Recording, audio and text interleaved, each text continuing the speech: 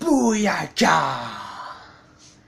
Eh oui, mes amis, ici Mr. Gold, l'associé du diable et l'actuel champion des États-Unis en France.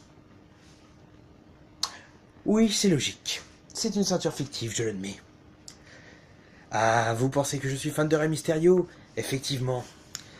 Cette vidéo va vous servir surtout à en apprendre plus sur le monde du catch. Après, je vous parlerai en détail de ce que j'ai. Cette vidéo va surtout être faite, bon, peut-être un peu pour ceux qui le connaissent un minimum, et leur apprendre certaines choses, mais surtout pour ceux qui n'y connaissent rien. Il faut savoir avant tout que plusieurs fédérations de catch existent. En France, il y en a. Je n'ai plus exactement le nom, mais je sais qu'il y a une école de catch à Paris qui forme encore des catcheurs. Et également une dans le nord de la France. Je crois que c'est les seuls par contre. Ensuite, il y a la NJW, la National Japan Wrestling. Autrement dit, le catch japonais. Là, c'est soit du gros hardcore et du gros n'importe quoi, soit évidemment c'est de l'haute voltige. Après, il y a les luchadors au Mexique. Un peu comme moi, toujours masqués, on ne voit jamais leur visage. En ce moment, ça serait du Sin Cara Kalisto ou du Rey Mysterio pour les anciens. Voire du Cyclope, du Laparca, et ça c'est les très très vieux. Ensuite, il y a le côté américain. Américain, ça va être des gros feux d'artifice, des super tenues, et sûrement pas une tenue pareille. Non, ça va être des tenues plus diaboliques, tout feu tout flamme, comme Kane. J'adore ce catcheur. Enfin bref, la fédération principale est la WWE, la World Wrestling Entertainment. Avant, c'était la WCW, la World Championship Wrestling, qui était en concurrence avec la WWF, la World Wrestling Federation. Eh oui, ça en fait beaucoup de mots à accumuler, mais vous vous en souviendrez très vite. Au pire, je mettrai les définitions des différentes fédérations dans la description de ma vidéo. D'ailleurs, je ne l'ai pas dit des autres, mais pensez à mettre un commentaire et un petit pouce. On a beau être l'associé du diable, ça fait toujours plaisir, un petit compliment de temps en temps. Bien. Ensuite, maintenant, nous avons la NXT, la fédération qui forme les jeunes catcheurs. C'est bien, on a pu avoir des nouveaux talents, comme Sami Zayn, Adrian Neville, The Ascension, qui font malheureusement plus rien, Kevin Owens, enfin, que des légendes comme ça. Là, on a Enzo Amore et Colin Cassidy, et les Vote Violence qui se battent pour les titres par équipe. J'espère que l'une d'eux la remportera. Ensuite, nous avons la TNA, la Total Non-Stop Action. C'est la fédération concurrente de la WWE, où beaucoup des catcheurs qu'on ne voit plus à la WWE, on les voit à la TNA. C'est la fédération extrême. Ils ont inventé des gros concepts, notamment le match Ultimate X. Vous vous rendez compte ou pas du hardcore? Vous avez 4 poteaux, d'une bonne 5-6 mètres de haut, avec 4 cordes et un X à choper. Je vous dis pas les dégâts quand vous tombez. Oh, c'est vraiment n'importe quoi. J'adore. Plus il y a de morts, plus ça m'intéresse. Enfin bref. Avant, il y a fait d'autres fédérations. La ECW notamment. C'était le côté TNA de la WWE. C'était l'extrême. Avec des légendes comme Tommy Dreamer, et surtout je vais vous présenter Rob Van Dam. Mon idole par excellence. Idole avec Goldust, donc ce n'est pas du tout pareil. C'est un peu la même époque en âge, quoique Goldust doit être un peu plus vieux. Et surtout réputé pour ça. Oui, vous avez en face de vous une photo dédicacée par Rob Van Dam. Avec même le ticket. J'ai tout mis sous 4 tellement j'adorais. C'était un des rares shows de 4, j'ai dû en voir 2 dans ma vie, et je l'ai vu à Caen, et Rob Van Dam était là, et il m'a dédicacé ma photo, j'étais trop aux anges. Bon, je vous l'avoue, on croirait que c'est fait avec du blanco, mais non, c'est une vraie. L'associé du diable ne ment jamais. Quoique ça collerait bien avec le personnage. Enfin bref, pour vous expliquer le catch, c'est de la lutte, mais où tout est calculé. On va d'avance savoir qui est le gagnant. Hormis en France, le catch français est resté pendant des années, maintenant beaucoup moins quand même, au fait que le meilleur gagne. Souvent, les deux catcheurs s'entendent entre eux pour savoir qui gagnera. À savoir que l'arbitre lui-même et même les commentateurs font partie intégrante du match. Ils peuvent prévenir les catcheurs par des gestes plus ou moins visibles, de la façon dont quand il faut terminer le match, ou alors est-ce qu'il faut le faire durer. Tout le monde est vraiment associé dans ce sport, même si c'est plus du spectacle qu'un sport à part entière, malgré les prouesses athlétiques de tous les catcheurs. Bon, revenons à nos affaires. Pour faire simple, il y a plusieurs titres.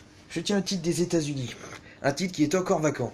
Il y a également le titre intercontinental les titres par équipe, le titre poids lourd, qui a été combiné avec le titre de la WWE maintenant, et le titre Woman, qui a remplacé le titre des divas, c'est la catégorie donc femme. Eh oui, il y a des catcheuses. La mixité, ça existe partout. Que voulez-vous? D'ailleurs, je profite de cette vidéo pour faire un petit hommage à Shayna, une catcheuse morte bien trop tôt.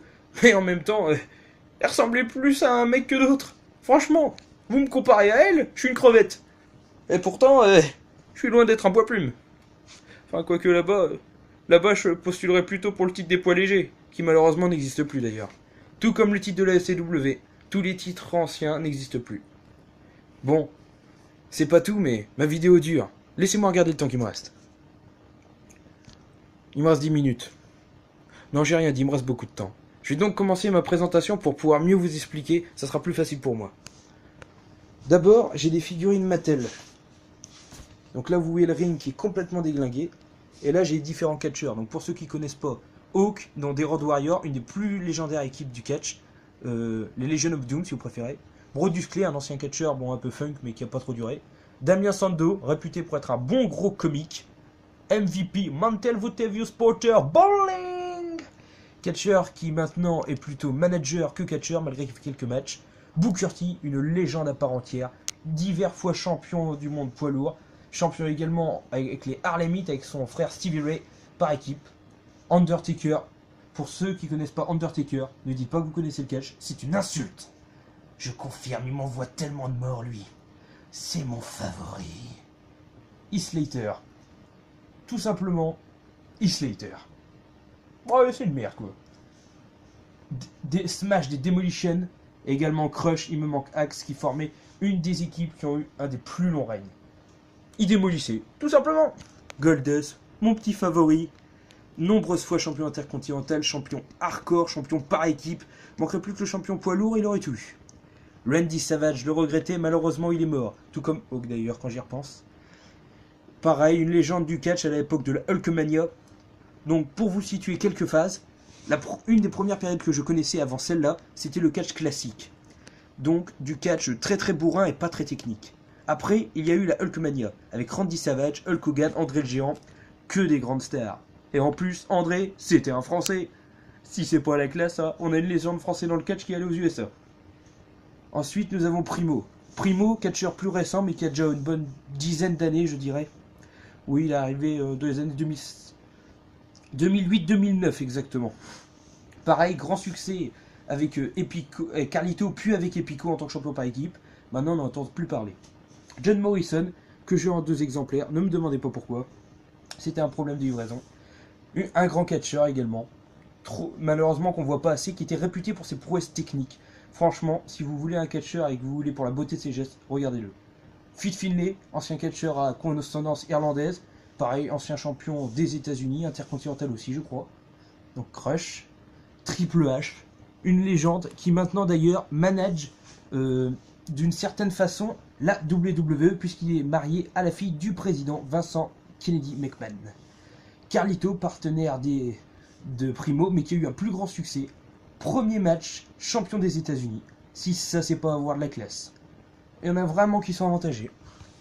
Luke Gallows, qui n'a pas fait longtemps, ancien homme de main de CM Punk, qui est revenu pour l'instant, mais qui ne fait pas encore grand-chose. Wade Barrett, l'anglais, qui, bien que je trouve très décevant, fait malgré tout des bons matchs et a été nombreuses fois champion intercontinental, et même par équipe. William Regal, un autre anglais, comme quoi j'ai collé les British.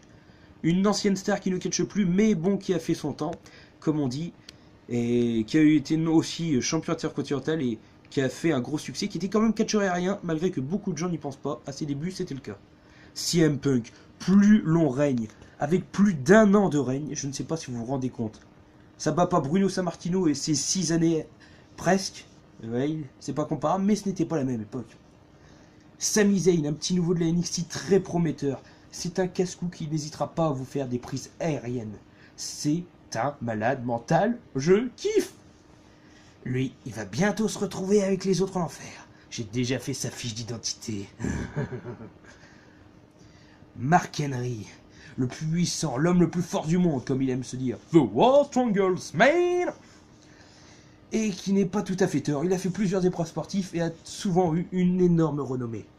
Animal, partenaire de Hawk de Legion of Doom, qui lui n'est pas mort et a été intronisé avec Hawk à titre posthume au Wall of Fame il y a 2-3 ans, si je ne me trompe pas.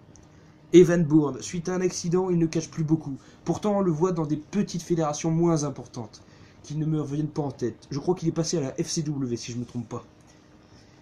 Bon, pareil, un catcheur très aérien qui faisait des prises à haut risque et que les fans adoraient. Malheureusement, suite à une blessure, il a dû ralentir, on va dire, sa course au catch. Fun, down, go! Catcheur danseur qui en a beaucoup perdu et qui en a jamais eu beaucoup en fait. Il n'a jamais eu pratiquement de chance pour le titre et n'a jamais eu de titre d'ailleurs non plus. Malheureusement pour lui, j'espère qu'il se refera. Papa, Sango et Mankind, les tarés de service qui n'ont pas eu du tout le même parcours. Papa Sango, réputé plutôt pour être le Godfather, a eu peu de titres sous cette apparence mais beaucoup plus en tant que Godfather. C'est un catcheur qui a eu plusieurs facettes et qui a eu vraiment une carrière impressionnante, même s'il n'est pas reconnu à son juste titre. Mankind, Mick Foley, il a eu plusieurs identités. Mankind, Dude Love, Cactus Jack, Mick Foley, 3 de ces identités dans le même Royal Rumble. Le Royal Rumble, pour vous expliquer rapidement, c'est un match à 30 catcheurs, où toutes les minutes, un nouveau catcheur vient, jusqu'à ce qu'il n'y en ait plus qu'un sur le ring. Seul moyen de l'éliminer, le faire passer par-dessus la 3e corde, et que ses 2 pieds touchent le sol. Et bah, dans ce match, il est apparu 3 fois, et n'a pas été foutu de le gagner. Et oui, c'est possible. Catcheur trop sous-estimé, il a remporté de nombreux titres après avoir remporté le soutien du public. C'était quelqu'un de très apprécié par les fans, qui a toujours donné son corps et sa vie à 100%. La preuve, il a même perdu un bout d'oreille dans un match. Et pourtant, qu'est-ce qu'il a fait? Chose normale, il est allé se soigner sous un brancard. Eh ben non, pas Mick Foley. Lui, il l'a mis dans sa poche, il a continué le combat. Comme quoi le catch, ça abîme bien les neurones. Et oui, maintenant vous en savez un peu plus sur le catch, j'espère, grâce à moi. Mr. Gold, le futur catcheur par excellence. Je vais me prendre une branlée. La deuxième partie sera consacrée au jeu ainsi qu'au DVD de catch, dont j'en ai d'ailleurs beaucoup. J'aimerais juste vous dire avant de partir, je sais que le catch c'est un sport très peu réputé et que peu de personnes le connaissent. Certaines vidéos présentent bien. Et heureusement que nous avons Philippe Chéreau et Christophe Ajus dans nos commentateurs pour mettre un peu d'ambiance. Mais si jamais vous voulez en apprendre plus, n'hésitez pas à me laisser un message. N'hésitez pas même à me donner un sujet que vous voulez et que je vous parle, et j'hésiterai pas à le faire pour vous. Je finirai donc cette vidéo en vous présentant quelque chose de très précieux à mes yeux. Voici l'étagère qui a été faite pour le catch. Dans cette étagère, j'ai l'encyclopédie du catch, que je conseille à tous ceux qui aiment ça. Pousse-toi la ceinture. Une encyclopédie faite avec les biographies de tous les plus grands catcheurs, et je peux vous dire, il y en a un paquet. Pour vous montrer que c'est bien fait, vous avez les codes couleurs pour les époques, la description, donc par exemple Johnny Polo qui était un manager, John Morrison que vous avez montré tout à l'heure qui était un catcheur, les équipes, les très vieux catcheurs, donc tous n'ont pas de photos parce que voilà, les archives n'ont pas tout, l'indication s'ils ont été intronisés au Hall of Fame, leur prise de finition, d'où ils sont, combien ils mesurent, combien ils pèsent, et même leur titre. Malheureusement, celui-là n'a jamais gagné un seul, c'est ça qui l'a rendu célèbre. Voilà, même les titres. Et même les types de matchs, comme vous voyez, et franchement, c'est une encyclopédie génialissime, avec tous les catcheurs possibles et inimaginables, pratiquement, qui sont passés à la WWE, et même aux fédérations avant, comme la WWF et la WCW. Et franchement, voilà un album génialissime à avoir. Je vais finir, puisqu'il me reste une petite minute, en vous présentant tout simplement des Slam Attack. Les Slam Attack, quand j'étais jeune, c'était les cartes à collectionner qu'on adorait à la récré. Tout le monde y jouait, tout le monde voulait les plus fortes. Moi, je voulais juste tous les avoir. Bon, il m'en manque certaines, surtout les derniers albums. Mais malgré tout, j'ai une collection assez complète. Enfin, voilà, quoi. Je vous parlerai plus en détail des différents DVD que vous voyez là. Une étagère, à part les jeux vidéo ici, les 3 dernières rangées sont réservées aux DVD, aux jeux et à tout ce qui concerne le catch. A bientôt du coup. Mr. Gold vous salue et vous remercie. Bouya!